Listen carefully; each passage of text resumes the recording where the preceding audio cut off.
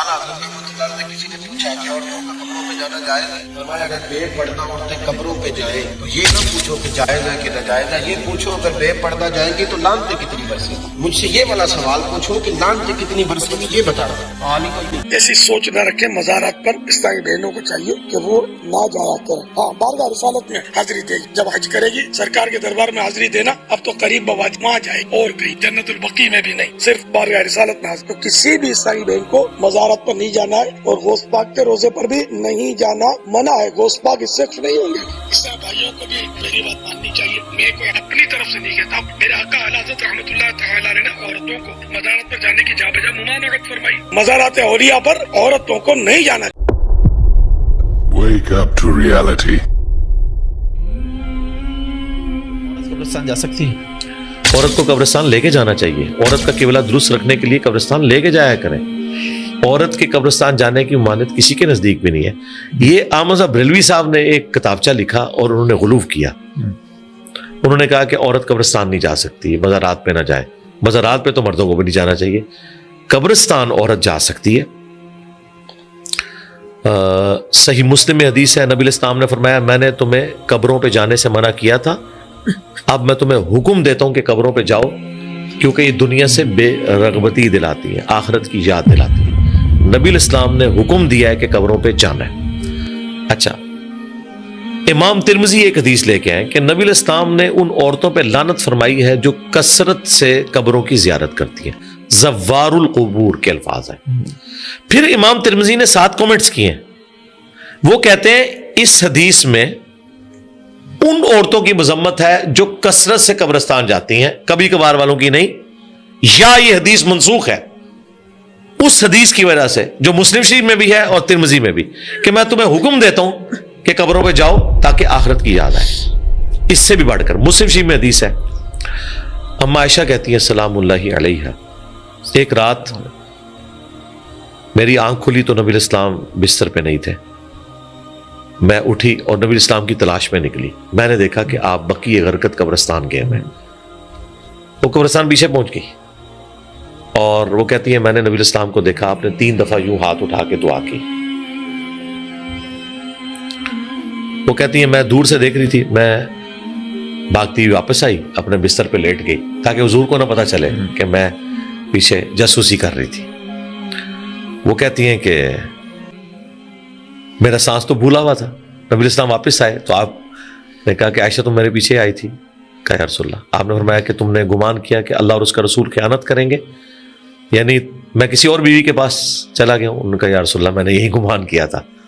تو آپ نے فرمایا میں قبرستان گیا تھا، کیونکہ جب میں رات کو سویا بستر پہ لیٹا تو حضرت جبرائیل علیہ السلام میرے پاس آئے اور انہوں نے کہا کہ اللہ تعالیٰ نے آپ کو حکم دیا ہے کہ آپ اسی وقت بقیع غرقد قبرستان جائیں اور ان لوگوں کے لیے مغفرت کی دعا کریں۔ کیا خوش نصیب لوگ تھے جی، حضور دعا کر رہے ہیں۔ مسلم شریف میں ایک حدیث ہے، نبی الاسلام جنازہ پڑھا کے نکلے، آپ نے فرمایا قبرستان پہ آپ نے ایک عورت کا جنازہ پڑھا جو مسجد کی صفائی کرتی تھی، صحابہ کرام نے اس کو دفنا دیا، حضور کو بتایا بھی نہیں، بعد میں پتہ چلا، آپ نے کہا مجھے اس کی قبر پہ لے کے جاؤ، میں بھی جنازہ پڑھوں گا۔ مسجد میں صفائی کرنے والی حبشیہ عورت کی اتنی عزت کی آپ نے۔ جنازہ پڑھ کے واپس آئے، قبر پہ جنازہ پڑھا، کہا یہ قبریں اندھیروں میں ڈوبی ہوئی تھی، اللہ نے میرے جنازہ پڑھنے کی برکت سے نور سے بھر دیا۔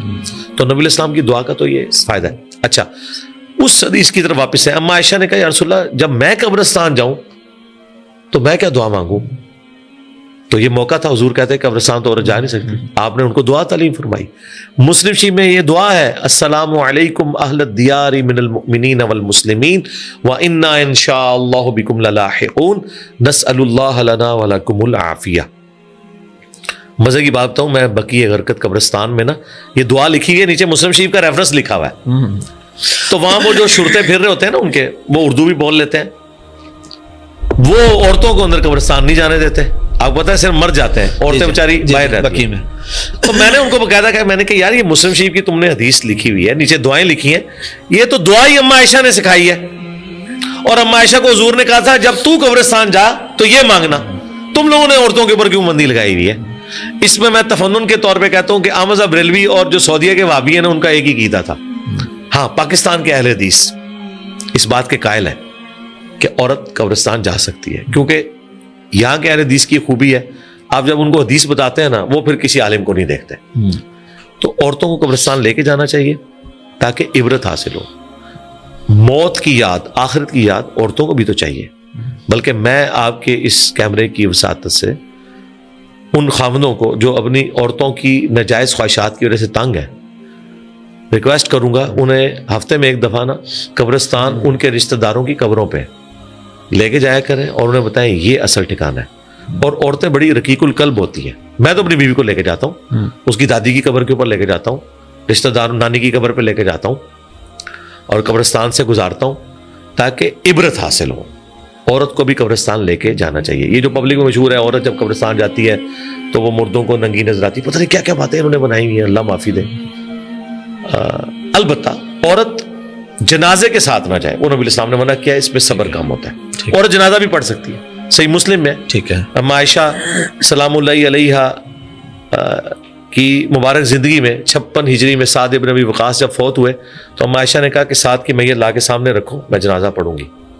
تو مسجد میں جنازہ پڑھنا بھی سنت ہے، عورت کا جنازہ پڑھنا بھی سنت ہے، لیکن پھر مرد و عورت کا اختلاط نہیں ہوگا. سعودیہ میں تو سارے پڑھ رہے ہوتے ہیں، ہر نماز کے ساتھ جنازے اٹھتے ہیں، وہاں مرد و عورت دونوں جنازے پڑھ رہے ہوتے ہیں. خدا جس نے کی جستجو مل گیا اس کا تو سب کا تو